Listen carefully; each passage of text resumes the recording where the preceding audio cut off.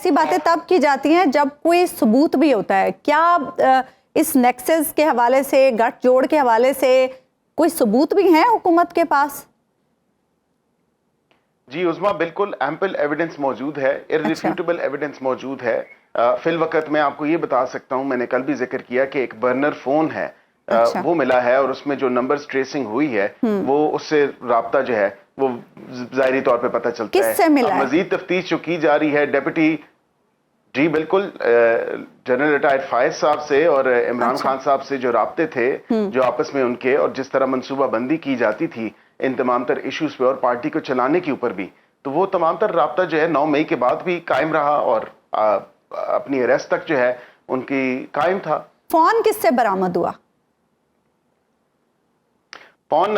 Deputy superintendent jail ہیں اکرم صاحب, ان سے برآمد ہوا جب ان کی گرفتاری ہوئی, اور کچھ انکشافات ان کی طرف سے بھی ہوئے. اور آپ جلد دیکھیں گی کہ یہ اس کیس میں ایک نیا موڑ بھی آئے گا, اور وعدہ معاف گواہ جو ہیں وہ بھی آپ کے سامنے آئیں گے. میں قبل از وقت جو ہے اس کی کوئی پیشن گوئی یا کوئی آپ کو کلو نہیں دوں گا, لیکن آپ کو کہوں گا کہ آپ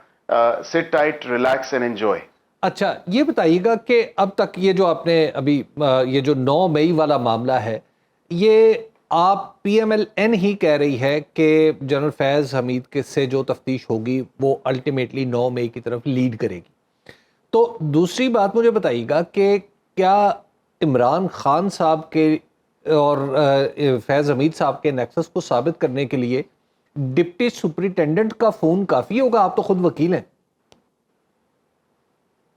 میں آپ کو اسی پہ ہی عرض کر دوں کہ یہ کیسے ہو سکتا ہے کہ اتنی آسانی سے تمام تر کوآرڈینیٹس, تمام تر لوکیشنز, تمام تر جگہیں, تمام تر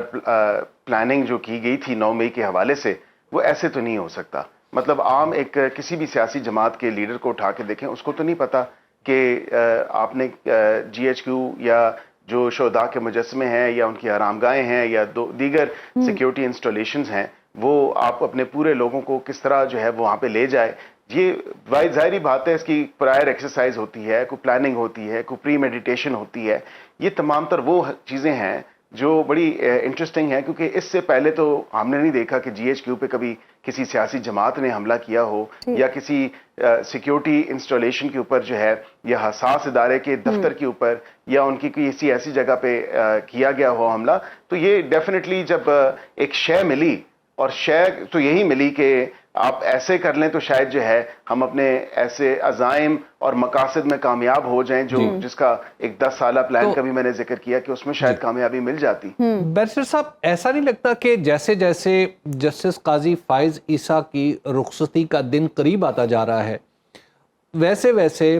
جو آپ کی گورنمنٹ ہے وہ تھوڑی چیلنجز فیس کرنا شروع ہو گئی ہے, چیلنجز اس کو زیادہ درپیش ہو رہے ہیں؟ نہیں, میں نہیں سمجھتا. آپ میرے خیال سے آج کی ہیئرنگ کے حوالے سے اگر کوئی دے رہے ہیں تو یہ گورنمنٹ نے اپنے خود انیشیٹو لیا, اور ہم نے ایک متضاد درخواست جو ہے وہاں پہ دائر کی سپریم کورٹ میں, اور ہم نے موقف لیا کہ اگر اس فیصلے میں کوئی ایسی جو ریزرویشنز ہیں ہماری, اور وہ ہم نے واضح طور پہ لے کے آئے. ہم نے کہا کہ کسی کی دل آزاری نہیں ہونی چاہیے, بحیثیت مسلمان آئین و قانون واضح ہے, اور سپریم کورٹ کے اور فیڈرل شریعت کورٹ کے فیصلے بھی واضح طور پہ ہیں. اور اس میں اٹارنی جنرل صاحب نے, کیونکہ وزیر اعظم پاکستان نے انیشیٹو لیا, کیونکہ فلور آف دا ہاؤس پہ یہ بات ہوئی, اور پھر قائمہ کمیٹی میں بھی یہ یونانیمس ڈیسیجن آیا, اور پھر اسپیکر صاحب نے وزیر اعظم صاحب سے رابطہ کر کے جو ہے یہ تمام تر چیزیں ہوئی. اور وزیر اعظم صاحب کی یہ ڈائریکشن تھی, اور کلیئر کا ڈائریکشن تھی کہ اس میں ایک سول مسلینیس اپلیکیشن یا متضاد درخواست ہمیں دائر کرنی ہے, اور اس پہ آج وہ پروسیڈنگز متفرق درخواست وہ متفرق درخواست دائر ہوگی, اور اس کے بعد جو ہے یہ جو بھی اس میں گورنمنٹ کا موقف ہے فیڈریشن کا, وہ سامنے آ جائے گا, اور وہ سب کے سامنے ہے. بیرسٹر صاحب, معاملہ بڑا حساس ہے. جی, معاملہ بڑا حساس ہے, تو مذہبی جماعتوں کے ساتھ بھی کیا حکومت کا اس معاملے پر رابطہ ہوا؟ کچھ ان کو بھی اعتماد میں لینے کی کوشش کی گئی؟ جی بالکل, دیکھیں مذہبی جماعتوں سے ہمارا رابطہ ہے, اور definitely floor of the house پہ بھی, اور اس کے علاوہ قائمہ کمیٹی میں بھی علماء کرام نے بھی اپنی جو ہے وہ پیش کی تجاویز جو انہوں نے دیکھا جو تفسیر میں قرآن پاک میں سنت کے مطابق تمام تر وہ چیزیں تھیں وہ دیکھی گئیں اور وہ ان کی سجیشنز آئیں اور وہ سجیشنز کے بعد یہ خوشائن بات ہے کہ سپریم کورٹ آف پاکستان نے بھی ان کی جو ایک وزڈم ہے اس سے مستفید ہونے کی انہوں نے جو ہے آج پوری کوشش بھی کی اور مستفید ہوئے بھی اور یہ ان کی آراء ہی تھی جو اس کی روشنی میں میں سمجھتا ہوں کہ ایک بہتر فیصلہ جو ہے اس کی طرف جاتا ہے۔ اچھا بیرسٹر صاحب، ایک دو دنوں سے یہ بھی خبریں چل رہی تھیں کہ فیض حمید والے معاملے میں مزید گرفتاریاں ہو سکتی ہیں اور اب بیوروکریسی سے بھی کچھ گرفتاریاں متوقع ہیں، کیا ایسا کچھ ہے؟ جی بالکل، اس کو قطعاً رول آؤٹ نہیں کیا جا سکتا عظما۔ اس کی وجہ یہ ہے کہ یہاں پہ تمام تر کوئی بھی ادارہ ہو، کوئی بھی سروس ہو، کہیں بھی وہ لوگ پائے جاتے ہوں، خواہ وہ سول سرونٹ ہوں، خواہ وہ انڈیویجولز ہوں، خواہ وہ پبلک سروس میں ہوں یا کسی بھی مکتبہ فکر سے تعلق رکھتے ہوں، اور میں نے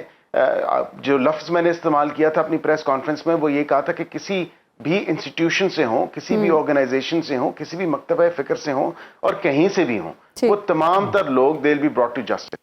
ثاقب نثار صاحب کا بھی نام لیا جا رہا تھا، تمام تر لوگ ہیں۔ یہ کہا جا رہا تھا کہ ثاقب نثار صاحب کے حوالے سے بھی کافی مواد حکومت کے پاس موجود ہے۔ جی بالکل، سب سے پہلا تو سوالیہ نشان ہے کہ کس حیثیت سے ان کے جو بیٹے ہیں وہ پی ٹی آئی کے ٹکٹ بانٹ رہے تھے یا بیچ رہے تھے، سب سے پہلی بات تو یہ ہے۔ دوسری بات ہے کہ جس طرح کا آپ نے دیکھا ان کے دور میں جس طرح کا ریلیف فراہم کیا گیا، جس طرح کا تمام تر چیزیں کی گئیں، وہ ہم کے سامنے اس مخصوص سیاسی جماعت کے لیے ان کی خدمات جو ہیں وہ پوری قوم نے دیکھی، ہم نے بھی دیکھی، اور وہ کہہ رہے ہیں کہ میں 5 کے 7 ستمبر کو واپس آؤں گا، تو شاید واپس آ کے وہ اس کو فیس کریں، لیکن فیس تو ان کو کرنا پڑے گا کیونکہ اس کی تو چھوٹ نہیں ہے۔ جو مرکزی کردار ان کے اوپر اگر ایسے جنرل قمر جاوید باجوہ کی طرف بھی انگلیاں اٹھتی ہیں، کیا آپ پی ایم ایل این وہاں تک بھی جائے گی؟ دیکھیں میں سمجھتا ہوں کہ سب سے پہلی جو بات ہے کہ جب انہوں نے ملک توڑنے کی باتیں کی اور جس طرح ملک کے خلاف اور ملک اس کے نفی میں فیصلے کرنے شروع کیے، ملک کے اگینسٹ فیصلے کرنے شروع کیے، اور سب سے پہلا انہوں نے فائز کے ساتھ جو اپنا نیکسس تھا وہ یہ ظاہر کیا تھا کہ شخص کو اگر کنسیڈر کرنا ہے